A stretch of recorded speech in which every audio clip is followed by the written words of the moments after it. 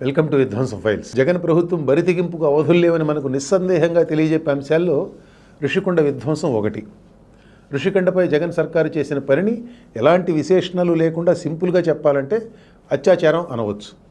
విశాఖ తీరంలో క్రీస్తు పూర్వం 3వ శతాబ్దం నుంచి క్రీస్తు శకం 2వ శతాబ్దం మధ్యకాలానికి చెందిన బౌద్ధ శిథిల స్థలాల మధ్యన నుంచొని ఉంటుంది ఋషికొండ. అక్కడ బౌద్ధ సన్యాసులు నివసించిన కారణంగానే దానికి ఋషికొండ అనే పేరు వచ్చిందంటారు. కానీ కొండపై ప్రాచీన ఆవాసాల ఆనవాళ్ళైతే దొరకలేదు.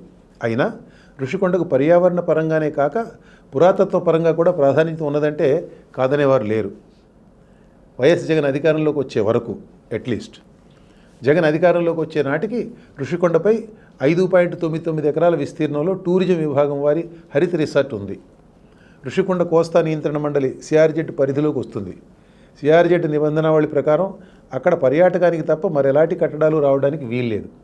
ఇప్పుడు అక్కడ రిసార్ట్ అదృశ్యమైపోయి 17.96 ఎకరాల్లో 4 పెద్ద పెద్ద బ్లాకులు వచ్చాయి.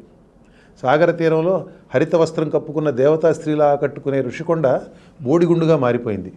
ఇంత భయంకరమైన మార్పుకు కఠినమైన సిఆర్జెడ్ నిబంధనలు అడ్డురాకపోవడం ఏమిటి?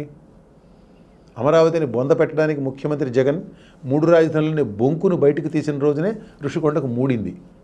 అప్పట్లో ముఖ్యమంత్రి కార్యదర్శి ప్రవీణ్ ప్రకాష్ ఒక ఆర్కిటెక్ట్ను వెంట పెట్టుకొని ఋషికొండ సహా విశాఖలోని వివిధ ప్రాంతాలు చుట్టి వెళ్ళారు. ఆ వెంటనే ఋషికొండపై మరింత పెద్ద రిసార్ట్ కడతామని టూరిజం అభివృద్ధి సంస్థ ఏపీటీడీసీ ప్రకటించింది. దృఢంగా ఉన్న 59 గదుల హరిత రిసార్టును నిర్దాక్షిణ్యంగా కూల్చిపడేశారు. Greater Visakha municipal corporation GVMC నుంచి అనుమతులు తీసుకోకుండానే వేరే కట్టడాలు నిర్మించడం మొదలుపెట్టారు. తీరిగ్గా 9.88 ఎకరాల్లో హరిత రిసార్ట్ కడతామంటూ కేంద్ర పర్యావరణ అటవీ శాఖ నుంచి అనుమతి తీసుకొని జీవీఎంసీకి ప్లాన్ సమర్పించారు.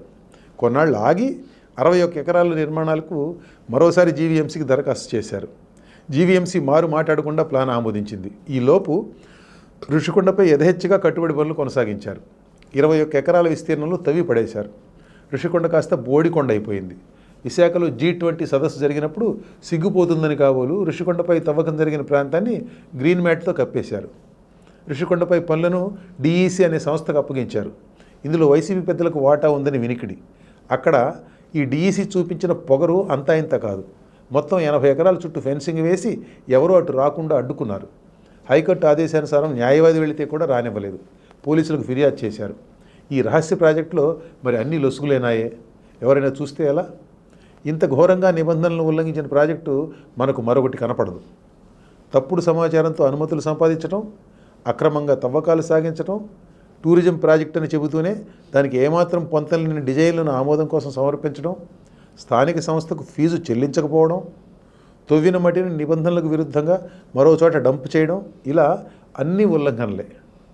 ఈ ఉల్లంఘనల ఫలితంగా ఋషికొండ విధ్వంసం కోర్టుకెక్కింది.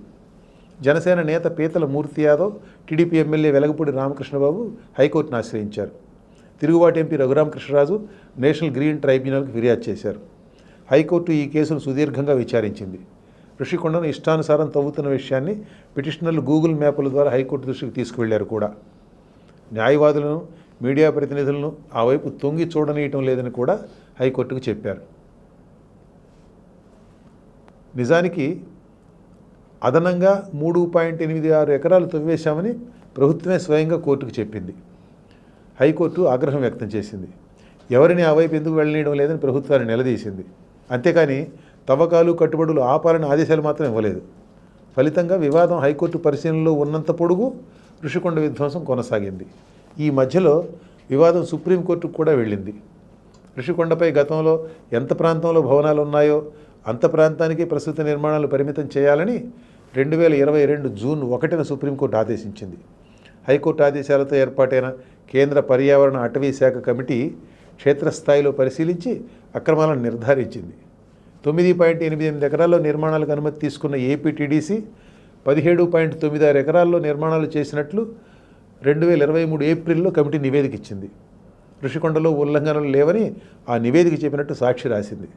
తాజాగా ఋషికొండపై ఉల్లంఘనల తీవ్రత తేల్చాలని హైకోర్టు కేంద్ర పర్యావరణ శాఖ కార్యదర్శిని ఆదేశించింది. ఉల్లంఘనలు ఉన్నాయని కమిటీ నివేదిక ఇచ్చిన దృష్ట్యా ఎలాంటి చర్యలు తీసుకోవాలో నిర్ణయించడానికి పర్యావరణంపై ఆ ఉల్లంఘనల ప్రభావం ఏ మేరకు ఉంటుందో లెక్కించాలని హైకోర్టు ఆదేశించింది. సాక్షి పత్రికలో ఈ ఆదేశాల వార్త రాలేదు. హైకోర్టు ఈ ఆదేశం ఇచ్చిన రోజే విశాఖలో ప్రభుత్వ కార్యాలయాలకు స్థలాలు చూసే త్రిసభ్య కమిటీ ముఖ్యమంత్రితో సమావేశమైంది. విశాఖలో సీఎం క్యాంప్ ఆఫీస్కు ఋషికొండపై కట్టిన భవనాలే తగినవని ఆ కమిటీ తేల్చింది. ఈ కమిటీని నియమించిన ముఖ్యమంత్రి మనకేం చెప్తున్నట్లు? ఋషికొండపై కట్టిన భవనాలు జగన్ కోసం కాదు, టూరిస్టుల కోసమే. ఒక బాత్రూమ్ను కట్టడానికి 50 లక్షల రూపాయలు ఖర్చు చేసింది రేపొద్దున అక్కడికి వచ్చి బస చేసే నాలాంటి మీలాంటి టూరిస్టుల కోసమే. 14 కోట్ల రూపాయలతో ఫర్నిచరు, 8.5 కోట్లతో ప్రహరీ గోడ, 4.2 కోట్లతో తోట, 46 కోట్ల ఖర్చుతో డ్రైనేజీ, మంచినీరు, కొండపైకి రోడ్డు, 21 కోట్ల రూపాయలతో ల్యాండ్స్కేపింగు, ఎటు చూసినా రాజులు నివసించే ప్యాలెస్ తరహా సదుపాయాలు, మొత్తం 433 కోట్ల రూపాయల ఖర్చుతో నిర్మాణాలు. ఇదంతా ముఖ్యమంత్రి జగన్ కోసం కాదు, మనబోటి సామాన్యుల కోసమే. ఇప్పుడు హఠాత్తుగా ముఖ్యమంత్రి ఉత్తరాంధ్రను ఉద్ధరించడానికి విశాఖ వెళదాం అనుకుంటున్నారు కాబట్టి ఆయన ఉండటానికి ఈ భవనాలను ఎంపిక చేశారు, అంతే. దీనిని మనం నమ్మాలి. తనను ఎన్నుకున్న ప్రజల తెలివితేటలపై జగన్కు ఎంత గొప్ప విశ్వాసమో చూడండి. జనం బుర్ర తక్కువ మనుషులని చిన్నచూప, లేక విషయం అర్థమైనా ఏం చేయగలరులే అన్న ధీమానా? ఏదైనా కానీ నమ్మి అధికారం అప్పగించిన ప్రజలను ఇంత పచ్చిగా వంచడం మనం మరెక్కడా చూడం. నిజానికి ఋషికొండపై నిర్మాణాల గుట్టును జగన్ మంత్రులు ఎప్పుడూ విప్పారు. ముఖ్యమంత్రి కోసమే ఋషికొండ ప్రాజెక్టు నిర్మిస్తున్నాం, అందులో తప్పే ఉంది, రాష్ట్ర ప్రజల ప్రతినిధిగా సీఎం ఎక్కడైనా ఉంటారు అని గుడివాడ అమర్నాథ్ ఒకసారి మీడియాతోనే అన్నారు. చెట్ల మీద ఇళ్ళు కట్టగలమా అని ఆయన చెట్లు నరకడానికి కూడా సమర్థించుకున్నారు. మరో మంత్రి బొత్స సత్యనారాయణ కూడా ఋషికొండ నిర్మాణాలు సీఎం కోసమేనని అన్నారు. ఇటీవల ఒకసారి వైసీపీ అధికారిక ట్విట్టర్ ఖాతాలో సీఎం క్యాంప్ కార్యాలయంగా ఋషికొండ అంటూ ఫోటోలతో సహా పోస్ట్ చేశారు. ఇది వైరల్ కావడంతో ఎందుకు వచ్చిందని అనుకున్నారు కాబోలు, మరుసటి రోజు దాన్ని తొలగించారు.